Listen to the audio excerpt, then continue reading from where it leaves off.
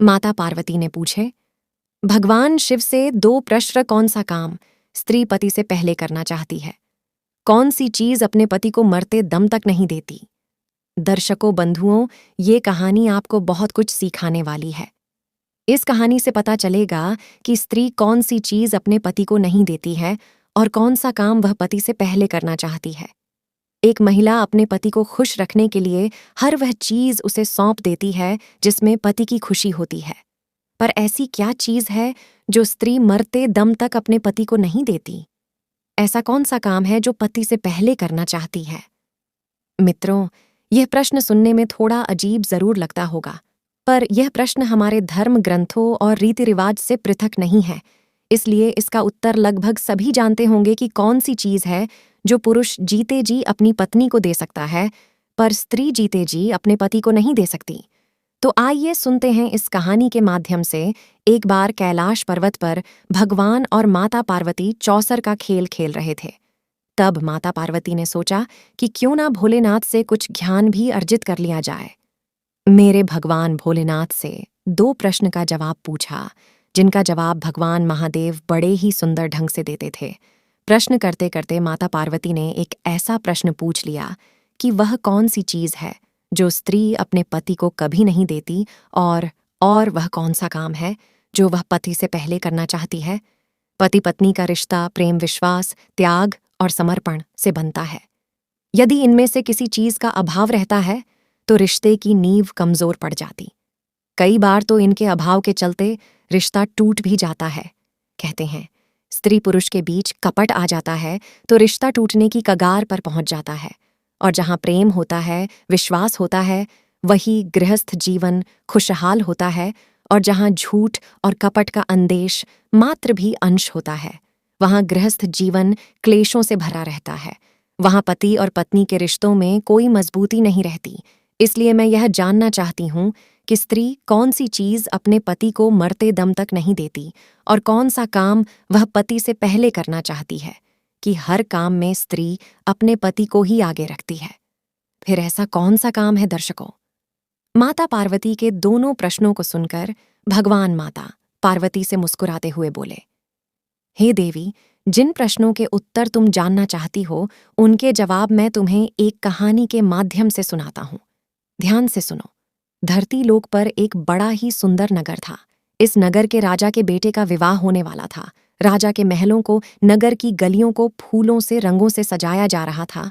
उधर राजकुमार का विवाह जिस कन्या से होने वाला था, वह बहुत ही रूपवान थी। राजकुमार अपने कक्ष में पड़ा हुआ राजकुमारी के बारे में सोच रहा था। सोचते सोचते अचानक से उसके मन में राजकुमारी से मिलने की इच्छा जागृत होती है। वह राजकुमारी के पास जाना चाहता था।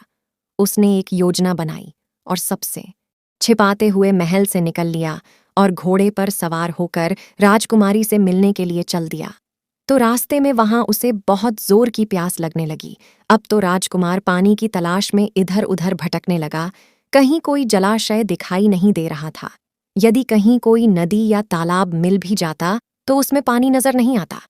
इस प्रकार प्यास से व्याकुल होकर राजकुमार एक झोपड़ी के पास पहुंचा कि वहां से हुआ दिखाई दिया। उसने सोचा शायद कुएं में पानी होगा। उसने पास जाकर देखा तो सचमुच कुएं में पानी भरा था। पानी को देखकर उसकी प्यास और भी तीव्र हो गई। अब तो उसने बिना देर किए हुए कुएं से जल निकाला और पानी पीने लगा। जब उसने पेट भर के जल पी लिया, तभी क्या देखता है कि झोपड़ी से एक बुढ़िया निकल कर आती है। वह बुढ़िया उस राजकुमार को कहने लगी, मुसाफिर, कहीं तुमने इस कुएं का पानी तो नहीं पी लिया है? तो तुमने बहुत बड़ी भूल कर दी है। इस कुएं पर एक आर्षी का श्राप है कि जो इस कुएं का पानी पिएगा वह रात में नरभक्षी बन जाएगा। उस समय तुम्हारे पास जो मनुष्य आएगा, तुम उसका भक्षण कर लोगे। उस समय तुम यह नहीं सोचोगे कि यह मेरी माता है, यह मेरे पिता है, यह मेरी पत्नी है, यह मेरे भाई हैं, यह मेरी बहन है। उस समय तुम्हारे निकट दिखाई देने वाला मनुष्य या पशु सिर्फ तुम्हारा भोजन होगा। दर्शकों बंधुओं, उस बुढ़िया के मुख से श्राप की बात सुनकर राजकुमार बड़ा दुखी होने लगा। माताश्री, तब तो मैंने इस कुएं का पानी पीकर बहुत बड़ी गलती कर डाली है। ऐसे तो मैं ना जाने कितने मनुष्य को हर रोज अपना आहार बनाऊंगा, जिसमें मेरे अपने भी शामिल हो सकते हैं। मित्रों, राजकुमार विनती करके बोला, है क्या इस श्राप से मुक्त होने का कोई उपाय नहीं है? यदि नहीं है तो मैं अपने आप को ही खत्म कर लूंगा। दूसरे को मारकर अपना भोजन बनाने से तो अच्छा ही होगा। तब बूढ़ी माँ कहती हैं, इससे मुक्त होने का उपाय तो है, यदि आप कर सको तो। राजकुमार बोला, इस श्राप से मुक्ति के लिए मैं काल से भी लड़ जाऊंगा, तुम बताओ तो सही। तो बुढ़िया कहती है, बेटा, यहां से कुछ मील की दूरी पर एक ऊंचा सा पहाड़ है। उस पहाड़ पर हरे भरे पेड़ पौधों से भरा हुआ जंगल है। इस पहाड़ पर एक कायाकल्प नाम की बूटी होती है जो तुम्हें इस भयंकर श्राप से मुक्ति दिला सकती है। लेकिन इतना ध्यान रखना, इसे प्राप्त होने तक तुम रात में नरभक्षी बन जाओगे। इसीलिए तुम्हें रात्रि में किसी एक स्थान पर जाकर छुप जाना है। यदि आप कहीं मनुष्य की बस्ती में ठहर गए तो न जाने कितने निर्दोष मनुष्य तुम्हारा आहार बन जाएंगे मित्रों। राजकुमार ने कहा, ठीक है, मैं इस बात को ध्यान रखूंगा। इतना कहकर राजकुमार उस पर्वत को ढूंढने के लिए चल दिया। इधर महादेव पार्वती जी कहने लगीं, प्रभु, समझ में नहीं आ रहा है कि आप मेरे प्रश्न का उत्तर किस प्रकार देना चाहते हैं। भगवान शिव बोले, देवी, आपको आपके प्रश्नों के जवाब इसी कहानी से मिलने वाले हैं। ध्यान से सुनिए। वह राजकुमार पर्वत की ओर बढ़ता जा रहा था।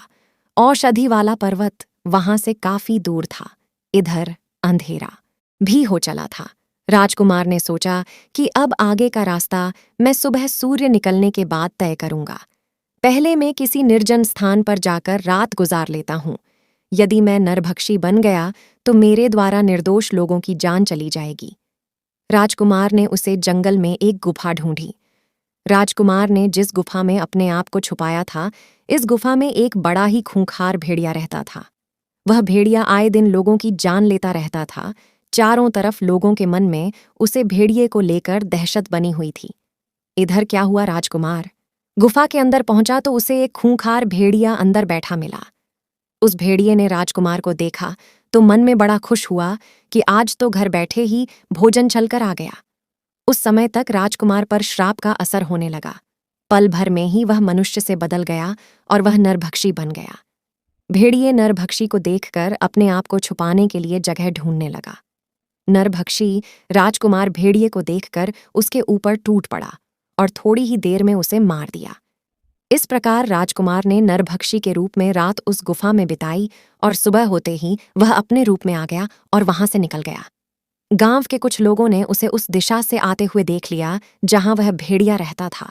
लोगों को उसे जीवित देखकर बड़ा आश्चर्य हुआ। सब लोग पूछने लगे, भैया, तुम कौन हो और इधर कहाँ से आ रहे हो? उधर तो लोगों को मारकर खा जाने वाला भेड़िया रहता है, जो रोज किसी न किसी को मारकर खा जाता है। तुम भला जीवित कैसे बचे?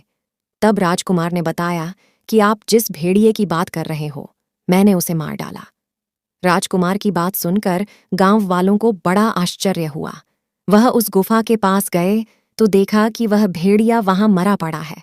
लोगों के मन में भेड़िए को लेकर जो दहशत थी वह खत्म हो गई और पूरे राज्य में इस बात की खबर फैल गई कि एक सामान्य पुरुष ने उस भेड़िए को मार डाला है। जब यह बात वहां के राजा को पता चली तो वह राजकुमार को मिलने के लिए अपने महल में बुलाता है और कहता है कि आपने भेड़िए को मारकर हमारी प्रजा को निर्भय कर दिया है। मैं तुम्हारी वीरता और साहस का कायल हो गया हूं। तुमने मुझे बहुत बड़ी प्रसन्नता दी है। इस खुशी में मैं तुम्हें एक खटोला भेंट करता हूं। ये उड़न खटोला तुम्हें पल भर में यहां से वहां पहुंचा सकता है। राजकुमार सोचने लगा, ये तो बड़ा अच्छा हुआ।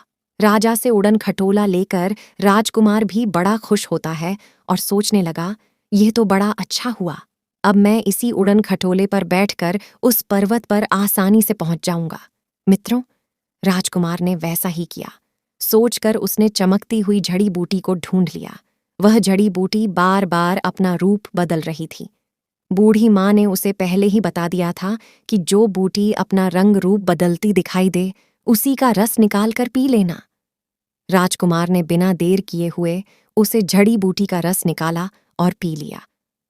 शाम होने वाली थी। राजकुमार अपने खटोले पर बैठकर राजकुमारी के यहाँ पहुंच गया। वहां अपनी राजकुमारी से मिलता है। राजकुमारी भी राजकुमार से मिलकर बड़ा प्रसन्न होती है। इधर राजकुमार ने अपने नगर में खबर भिजवा दी कि आप बारात लेकर आ जाएं। मैं अपनी ससुराल पहुंच चुका हूं। इधर राजकुमार की बारात आती है और अगले दिन उसका राजकुमारी के साथ बड़ी धूमधाम के साथ विवाह हो जाता है और वह भी अपने नगर को लौट आते हैं। मित्रों, दोनों बड़े आनंद के साथ रहने लगे। उनके यहाँ एक पुत्र का जन्म होता है। प्यार से जश्न मनाया गया। इधर माता पार्वती ने भगवान शिव से पूछा, प्रभु, आपकी लीला मेरे समझ में नहीं आई। एक प्रश्न का उत्तर बताने के लिए आपने मुझे एक राजकुमार की पूरी कहानी सुना दी, लेकिन उत्तर अभी तक नहीं मिला। तब भगवान बोले, देवी, अब बहुत ही जल्द तुम्हारे प्रश्न का उत्तर मिलने वाला है। फिर क्या हुआ? एक दिन उस राजकुमार के अपने दुश्मनों से लड़ने के लिए युद्ध में जाता है। उड़न खटोला की सहायता से उसने दुश्मन से जीत हासिल की। पर युद्ध में राजकुमार की मृत्यु हो जाती है तो सब लोग उसे अर्थी पर रखकर ले जाने लगे। उसकी पत्नी रो रो कर बुरा हाल था। राजकुमार के सभी परिवार वाले उसे कंधा दे रहे थे और उसे शमशान की ओर ले जा रहे थे। भगवान शिव ने बताया, देवी, यही वह चीज है जो स्त्री अपने पति को नहीं दे सकती और पति स्त्री को दे सकता है। हमारे धर्म की यही परंपरा है। पति के मरने के बाद पत्नी पति को कंधा नहीं दे सकती और न उसे शमशान में साथ ले जाया जा सकता है। तो इसका उत्तर है कि सुहागिन स्त्री यह कामना करती है कि उसकी मृत्यु उसके पति से पहले हो जाए, जिससे उसका पति उसे कंधा दे सके, उसे मुखानी दे सके और उसका तारण हो सके। वैसे भी पति के मरने के बाद स्त्री का जीवन अपूर्ण हो जाता है। पति के बिना उसका जीवन नहीं रहता है। जिन्हें पति से पहले मृत्यु प्राप्त हो जाती है और पति के हाथों में अंतिम संस्कार होने का सौभाग्य प्राप्त होता है, वह बहुत सौभाग्यशाली होती है। यह कहानी आपको कैसी लगी? आप हमें कमेंट सेक्शन में ज़रूर बताइए। मिलते हैं अगली कहानी में एक नई वीडियो के साथ, एक नई ज्ञान चर्चा के साथ। आप सभी का बहुत बहुत धन्यवाद। जय श्री कृष्णा।